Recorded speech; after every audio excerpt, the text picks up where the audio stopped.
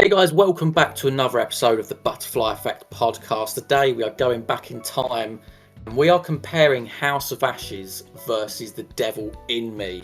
Which I know this is perhaps a sweeping statement, but perhaps these two are considered the strongest games in DPA Season 1. Obviously, we've already compared Man of Medan and Little Hope.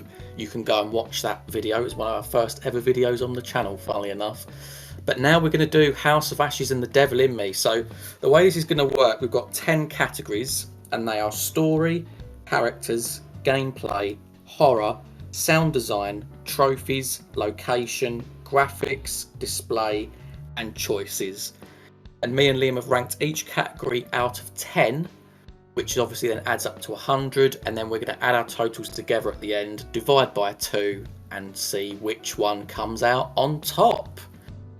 So, mate, I'm going to throw it over to you, and I believe we're starting with the story category. We are, and can I just say we don't know each other's results either. So, like, to this very moment, we don't know who's winning this video. So, like, it'll be really interesting to see. You know what, as well, mate? I have recently changed my scores, so I think that will actually make this even more interesting, and I think it's probably going to be ending up even closer as well. I have to finish the story. But nonetheless, lad, story, I have given House of Ashes a 7, and I have given The Devil in Me a 6. So, starting off the gates with a little bit of a House of Ashes win. I didn't give anyone perfect 10s here because, I think it is a bit of a detriment to the way Supermassive Games go about their DPA series, where they draw their stories from inspiration from films, and it's not really their own creation. House of Ashes, I just thought was a little bit higher. I just didn't expect the amount of layers there were to the game, and I absolutely loved the whole underlying theme of the enemy is my friend. That threaded throughout the game. I thought it was like weaved through it fantastically, and I really liked the elements that were going on. The Devil in Me, to me, like, it felt like they tried to blend The Shining and Saw together, and it fell in this really awkward place in between where it almost didn't grasp the whole concept of both of them. And I felt the plot was a little bit too simplistic. I feel the game really shines in gameplay and characters for me, but I feel like if we're talking story, I just think House of Ashes takes the cake. So, yeah, already a slight one-up for House of Ashes, mate. How about you? Okay, so story for me, guys. This may surprise you. I've given House of Ashes 8 out of 10, and I've given The Devil in Me a 7 out of 10. I'm going to start with the negatives here, and funnily enough, both games have the same negative as to why they fell short of like the 10 out of 10, 9 out of 10 score. And for me, it's just to do with pacing. I'm starting off with House of Ashes. I'm thinking towards those earlier scenes, when you turn up at the raid and you're walking around a little bit before the battle kicks off and you ultimately get into the sinkhole. It feels like perhaps it drags its feet a little bit for my liking. And then even similar to The Devil in Me, I'm thinking like when you're first as the characters like arriving on the island and you're playing as Kate or Jamie and you're walking up to the hotel, it just feels like it takes a little bit of time, a little bit of padding. So perhaps in a storytelling element, you might lose the players there. Parking that aside, let's get into the positives. So House of Ashes, what I really like about it, it actually jumps like multiple timelines. So we've got the Akkadian timeline, we've got the 1942 or like the Hodgson expedition thing going on, and we've got obviously the present day. Same with The Devil in Me as well, with like the H.H. Holmes and the Hector Monday stuff, and obviously now the present day. I think what pips it though for House of Ashes is the fact that there is somewhat of a twist. I know you could argue with The Devil in Me, the twist is that the FBI guy's the killer. I think with The Devil in Me, you know what you're getting when you go into it. It's sort of set up in the premise. A bunch of documentary makers, they're going to an island, there's a killer waiting with traps, and that's basically the game. With House of Ashes, you're going in, you've got all these different layers, and then you come to the bottom, and then what do you know, like you're on like this alien ship of sorts, which is completely unexpected, and then that sort of explains like the saliva elements and how there was a parasite that infected these creatures, so they're not actually vampires. It's got like its own sort of rationale behind it. I think that just it's got perhaps a little bit more development to it, and it's sort of perhaps more surprising to the player overall.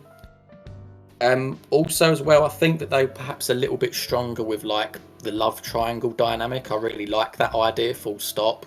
And I just think that without touching on it too much, because we'll talk about characters next, I think perhaps it achieved more than perhaps what they tried to do with Erin and Jamie, but more to the point, Kate and Mark. I didn't really put those two together.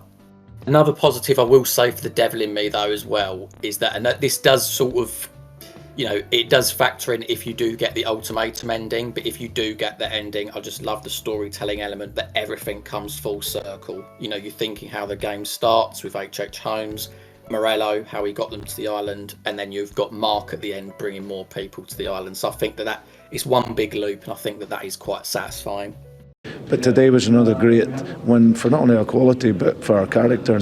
Okay, so next we're going to go over to the characters, and it's the same scores for me. I've given House of Ashes an 8 out of 10, and the Devil in Me a 7 out of 10.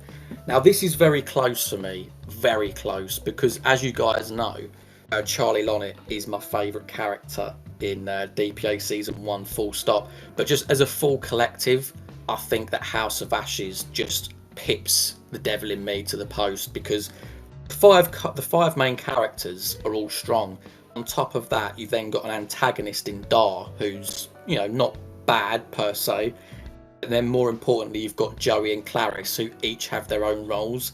The fact they both become vampires, even Merwin as well, like the fact he can get further into the game and have some relevance. Whereas you look at the Devil in Me, and there's not really many side characters, if any. Obviously, you've got Dumet, there's Jeff and Marie at the start, and Holmes, but that's obviously the prologue. The main body of the game, you are basically with the main five and Dumet. So that, I think, ultimately is what picked House of Ashes over the Devil in Me for me. Yeah, for myself, characters is an odd one, and I've given 7 across the board here. It's such an odd one, and I think Jack nails it on the head quite a bit, actually. But House of Ashes has this, really epic side cast, and it gives us a lot more. And I think we did a poll a while back, and we said that House of Ashes has the best side characters and a lot going for it. But I do think the actual playable 5, the Devil in Me, are slightly stronger, so it balances out to an equal 7. If I had to compare it to, say, a meal, it's almost like the Devil in Me cooked the steak better, but the House of Ashes gave a bit of garnish, if that makes sense. So with House of Ashes, yeah, Merwin, Clarice, really good additions. I do think, though, that the love triangle does dampen Eric, Rachel, and Nick down for me quite a substantial amount. I do always criticize these DPA games for throwing these unnecessary love angles in there that we don't need them. And to me, it is why Salim and Jason are just the strongest characters in the game, because it's just about themselves. They don't need just romance to make them their characters, With the Devil in Me, though, I think they are the best DPA characters we've had to date. Like Jack's mentioned, Charlie, for me, is the greatest character we've ever had. I also really like Erin and Kate. The one weak thing about the Devil in Me is, like Jack mentioned, we don't get any epic side characters. And I do think Mark Nestor is a very weak character, and it is a shame that he has missed the plot armor in the Devil in Me. So I do think it weirdly balances out where I had to give them the same score, so they both ended up getting 7s for me. Time to play the game! For me, gameplay. Now, House of Ashes here is getting a 6, while the Devil in Me is getting an 8. It's sort of like night and day to me. Hang on, I've got a burp. I need to stop having pints before I record these things, man. So with House of Ashes, I gave it a 6 because the combat felt thrilling, but a lot of the game, it is all dialogue and combat heavy. There was nothing new from the last 2 games. It is very much like what we've seen from Man of Medan and Little Hope, but carried on to House of Ashes. And I do have to mention the glitch that we got with House of Ashes, and a lot of people share the same thing as I do, where you're playing as Salim and Jason locks you in a cell. And there are tutorials online on how to get around it, but I'm not spending 5 minutes getting out of cell. It is a bit of an annoying glitch. I think there were 2 occasions. One, I zoomed in on a tablet and then it froze, and then I had to come out the game, come back in. Let me in! Let me in! So that was quite annoying. But with The Devil in Me, I think this will be memorized as the gameplay heavy game where they really renovated the system to the DPA formula. It obviously introduced a new features such as the crawling, the climbing, how we could go to different environments, the balance beams. Really good stuff, and it even introduced some puzzle elements as well, which I think the game desperately needed. Despite the fact, though, that I do think it is night and day and it is the game with the better gameplay, I think, and this might be like a criticism to the way I'm scoring this, but I can't give it 9s and 10s because I think it is super difficult for these game genres in general to reach those heights of hitting 10, because I'm looking at games like Detroit Become Human and stuff like that, and even they're not hitting 10s. When a game is choice-based, where it's heavy on what you do with the dialogue, what you do with that, I think I'm not really going to be dishing out 10s for this category anytime soon. Also, it does get dragged down by the factor that, like I mentioned, if I punish House of Ashes for glitches, I have to do the exact same with The Devil in Me. The game was ridden in glitches. My brother reported how the game almost became unplayable for him because the amount of glitches he got, and it led to so many character deaths. So I do think The Devil in Me needs a substantial punishment for that. But yeah, I think The Devil in Me really takes the cake for the gameplay category. Yes, for me, gameplay, House of Ashes got a 7 out of 10, and Devil in Me got 8 out of 10. So we'll start off with the negatives. Like Liam said, these types of games, there's not an emphasis on actual gameplay. They're more interactive movies, aren't they? So they're never going to get a 10 out of 10. The other reason being is, like Liam said, glitches. Now, one, Liam mentioned House of Ashes. I personally didn't experience it, but I did see it for myself, and it was an issue that I think a lot of players had. But then playing The Devil in Me, when I went back and did my second playthrough, there was numerous times where there was random floating objects, or there was one instance when I was playing as Mark and I was going up for the photography achievement. I had one more left, and Jamie just kept blocking this doorway, and I just couldn't get through. So actually, it was very similar to the Salim Jason one in House of Ashes, and it's just such an annoyance because you have to keep coming out and getting back in, and hoping that it figures itself out, or go back further to try and reset the game. But if we're moving on to the positives, look. We know what these are. They're heartbeat sequences, there's QTEs, and there's choices, right? And obviously you can find pictures. But with The Devil in Me, you've got all of that. But then you've got the fact that the characters have an inventory system as well, which just adds an extra element when you think about the screwdriver choice, when you think about markers that using the camera, you can take pictures of things. With Kate, it's the pen, right? And then of course with Erin, it's the asthma thing. So the inhaler, I should say. So yeah, again, that's something. And on top of that, there's collectibles as well. So you've got the obols, you've got the business cards, as well as obviously the pictures that I mentioned. So again, it's just slightly more layered, which is I think why The Devil in Me just edges House of Ashes on the gameplay category. I'm scared to death. I'm frightened and I don't know what to do. I'm confused and I want to go home. Okay, so now I'm moving on to horror, and this is the one I think where there's a big divide. So House of Ashes, I've given it a 5 out of 10. Devil in Me, I've given it an 8 out of 10. Again, I'll sort of start with the negatives. Look, with this horror, I think there are horror games out there that just do horror better. They tend to be first person, they tend to rely on jump scares less, which obviously these games do. But why does The Devil in Me beat House of Ashes? Because it does attempt to do things differently. We do have the jump scares, but I'm thinking about that scene with Erin, she's walking through, the lights go out, you're relying on the audio and you're hearing what you assume to be ghosts. You've got the moving corridors. It creates a fantastic atmosphere. Really eerie, and something that we've not necessarily seen too much before in these games. Also as well, they are jump scares, but again it adds a little bit of trepidation. You have those moments when Dumet's following you and perhaps he walks across the screen, you see his silhouette, it sort of builds up that threat that's closing in on you. Whereas looking at House of Ashes, There are some horror moments in there. I'm thinking again, they do tend to root in the combat scene, and like the Balathus and Kurums are around, and perhaps when you hear the clicking noises of like the vampire creatures. Other than that, there is a strong emphasis on it being action oriented. I don't think when I was playing House of Ashes, I necessarily felt scared. I was more sort of worried about losing a character than actually being scared of what was going on at that particular moment. So that's why I gave it such a low score that I did. Fair play. I mean, my score is very similar vein. I've also given House of Ashes a 5 in the horror category, but I've given The Devil in Me a 7, so slightly harsher. I'll start with House of Ashes. So the game is classed as a survival horror game. I didn't feel the horror. I don't think there was a moment I jumped or a moment I felt scared. This game heavily feels like an action game. And we did say that we are going to be using the same category we did for Until Dawn versus The Quarry versus The Devil in Me. So like this is the exact same, categories that we are using. And if it will advertise itself as a horror game, I expect horror. And I just didn't really have it. Like the one time I generally felt maybe a little bit scared is where like you're opening like the little like tunnel things where the alien facehugger jumps at you.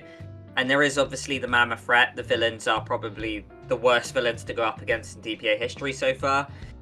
Like Jack mentioned, Balathu and Kurum were quite chilling, but that is the only element of fear factor I got from this game, where I look over to The Devil in Me, and the Erin headphone scene will probably go down as like the best horror sequence in DPA history to myself. I did really like the element of that. I've always said I prefer eerie to jump scare, and that builds that to a T. That is exactly what I'm looking for in a horror game.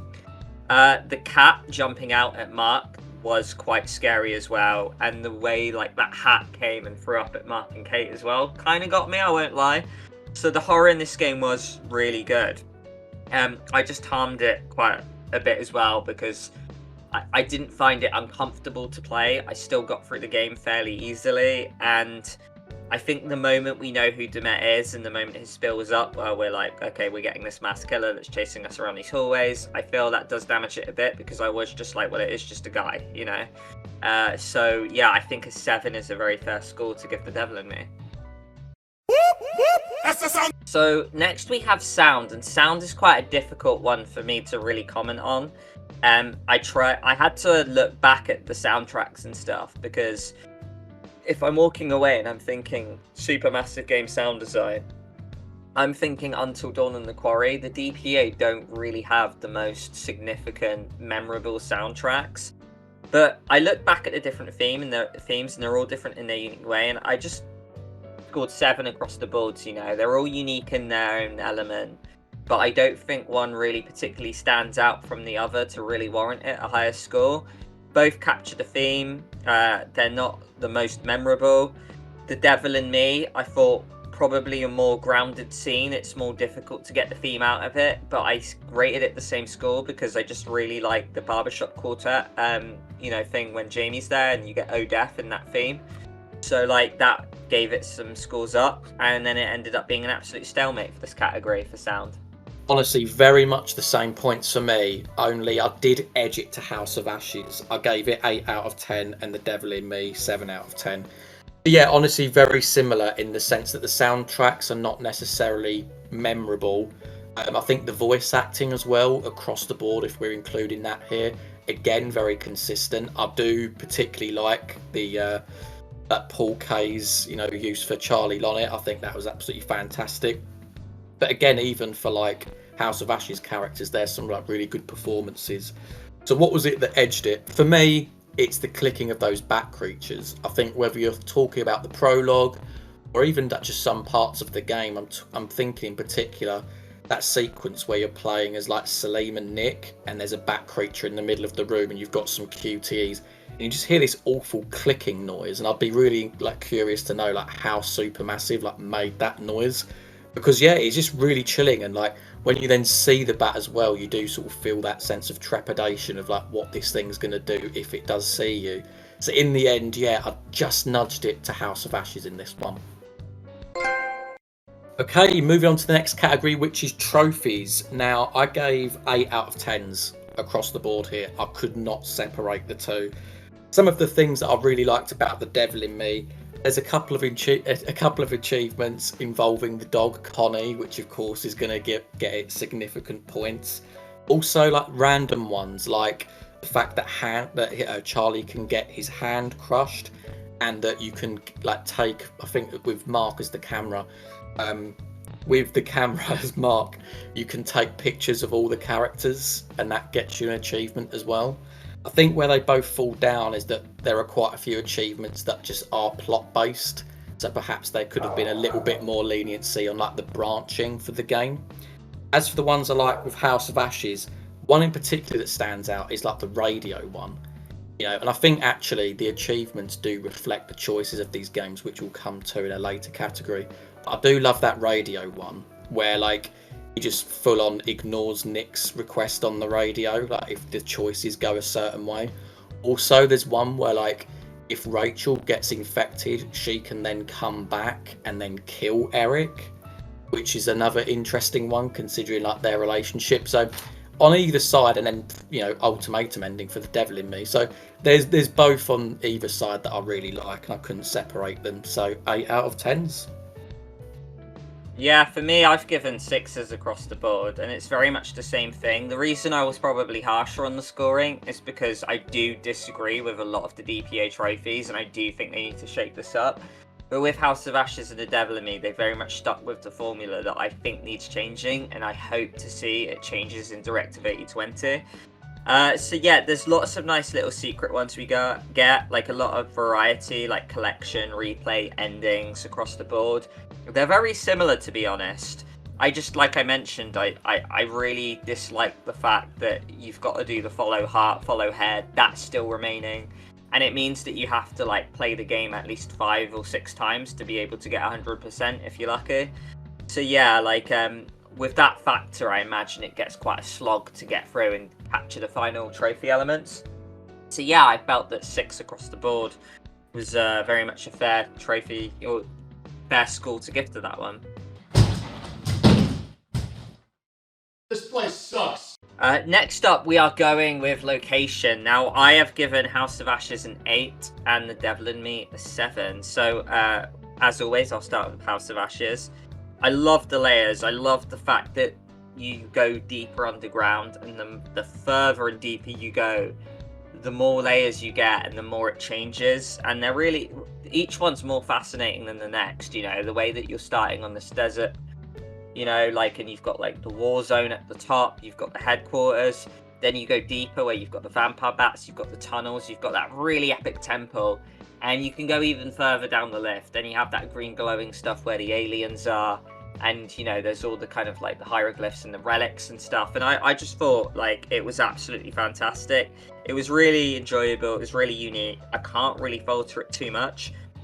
It's damaged a little bit because, as I'm sure Jack's going to comment as well, I did find that the tunnel scenes in the kind of the second layer, if you will, it did drag a little bit, and a lot of it did end up being quite repetitive where you're getting through the dialogue scenes.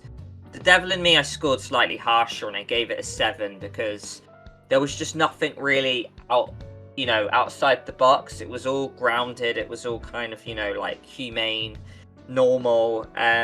There was like a fair bit of variety. A lot of the scenes were, fairly chilling, like the fact you would have the lighthouse, the pool, you would have like the Silver Ash Institute. There were some really cool rooms, and the hotel was done very well.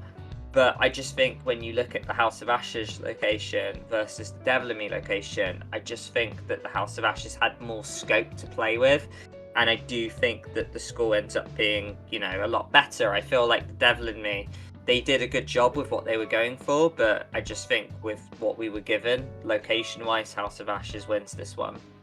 For me, House of Ashes gets a 6 out of 10, and The Devil in Me gets an 8 out of 10. I'll start with House of Ashes. So for me, like Liam's already touched on it there, but it is when you get into that second layer and there is a dependence on the tunnels, it's all one colour. Don't get me wrong, I actually really like it when you're in like the temple rooms, especially that one where you've got to fix the generator and you can see the big pillars, for example, or even when you revisit that room that Alafa and Kurum go into in the prologue, like the big well in the middle. Just something different to look at. But when you're walking through these tunnels, it's sort of similar to like, in a different way to when you're walking through the road in Little Hope, you know, you sort of see the same thing over and over again. Whereas I'm looking at, say, like The Devil in Me, and there's just differences everywhere. There's so much variation with like the different rooms because of all the different traps. I love the fact that you have locations like the lighthouse. There's even outside areas as well. So like there's a bit of both. And back to House of Ashes, I do like the temple. I do like the fact that you ultimately do get into like that big arc thing towards the end with like that very neon green, and it feels very alien-like, and that is ultimately what did bring it up a little bit. Overall, I just feel like The Devil in Me offered so much more.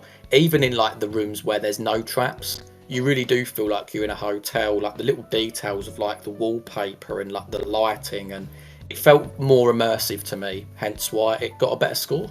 It was perfect.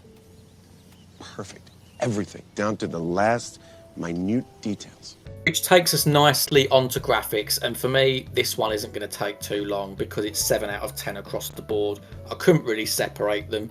I think maybe moving forward there's going to be a difference because in future games they're going to be using the Unreal Engine, but clearly they're operating on the same one here, so I gave it the same score. So yeah, I think that the facial animations are pretty consistent throughout both games.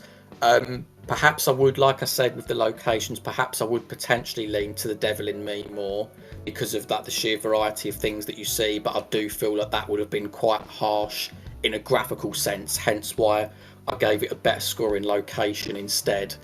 So yeah, that's honestly it from me, mate. I'll just give it 7s across the board. Same for me. I've given graphics 8s across the board, to be honest. Very much the same. It was done in the same engine. The games were, what, like a year or two apart? So there's just not really much. It's not the best category to comment on, but we have to use our formula. Like I say, I do think House of Ashes probably had more scope, and you had more lighting, like with the flares and stuff, and they could do more tricks with the graphics and stuff. But like I say, same engine, not much apart. In all the downtime, they all had the same kind of graphics. So yeah, like I just gave it 8s really. Nothing really too much to comment on in this category, I'm afraid. What a display! So for display, kind of maybe me sitting on the fence, maybe me being boring again, but I've got 7s across the board. Now, not much really changed from Man of Medan, not really much really changed from Little Hope. We still have the same sort of display we get, you know, the curator menu, everything in between. They had their little flares with the themes they had going on, but not too much to separate them. They still had, when you go near a clue, you get that blue flash. Always the same, really. There's nothing really too groundbreaking. The Devil in Me did have the inventory wheel that you would have at the bottom if you was to look at both screens side by side. But then again, that is why I praise The Devil in Me more so in the gameplay category, and I can't really fault it in the terms of display. So yeah, not too much to comment on again in this one, but yeah, I had to give 7s across the board for display. Snap here as well, 7s across the board. Literally what Liam was just saying, it's exactly the same. I think perhaps going into season 2, there's a likelihood that we're going to see, I don't know when this video is going out, but I think there's likelihood that we're going to be seeing different things menu-wise, but even when you pause it, you've got your secrets, you've got the pictures, even when you wander around the curator, you've got like the little bonus features. It all appears the same. The one thing you could say is perhaps the obols, and yeah, like Liam said, the inventory. But actually the obols didn't really amount to much because I think they were going to be used as a plot device but then were pulled last minute. So in the end it just became a case of unlocking certain stills of characters like from in the game. There is always a choice. And our final category was choices. Now this one was really difficult to score, but I've given House of Ashes an 8 out of 10 and I've given The Devil in Me a 7 out of 10. I'll start with The Devil in Me. Positives first. Look, there are some really, really good choices in this game. I'm thinking about the ultimatum ending, and a lot of them do tend to revolve around the traps or equipment and so forth. However, we've literally made a video on this where some of the choices can be looked at as quite harsh. I'm thinking about the glass trap one. The fact that you see the premonition, it looks like it could be Jamie getting squished, so you naturally want to press the button. It goes against you if you've given Jamie the screwdriver in the first place. And for me personally, that Erin one, where if it was any other character on their own, they can get through the door. But if Erin's on her own, she then just gets axed by the killer, and it feels a little bit harsh. Obviously, it's a serial killer; they want to up the stakes, so I understand it. But just from a player point of view, to be true, guys, I still feel a little bit bitter about it. Whereas I then look at House of Ashes, and there's just so much going on. You've got the love triangle. You know, she can pick one of them. She can choose to stay on her own. Rachel can end up in the cocoon. You've got the radio sequence that I mentioned before. So, and then on top of that, there's like the abandoning Salim at the elevator or not. On top of that, there's the deaths. Do you use the machine gun? The explosions.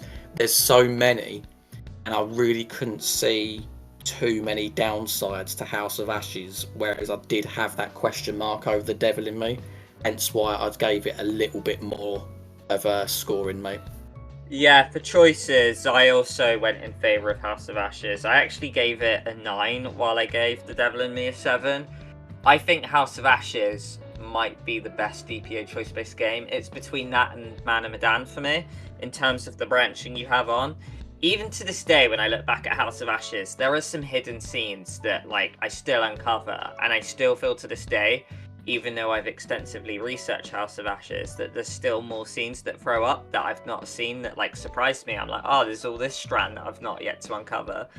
So yeah, it's very vast. The amount of endings you get, the varied betrayals, the dark endings in the House of Ashes, I think it's just fantastic. You get a lot of early death opportunities as well. There is plot armor in this game, but it's not too noticeable. And yeah, I go back to it, but I love the fact that the prologue choice affects which villain you'll get in the game, whether you're getting Valafu or Kurim. I think that is a fantastic feature that they have, so I just really had to give it its plaudits. You know, House of Ashes did a really sterling job at choices. And it's not even just with the playable characters or the prologue villain you're gonna get either. It's just the fact that there's a lot with the side characters that happen. Merwin can stay till halfway through the game before he gets off. Clarice can become a vampire.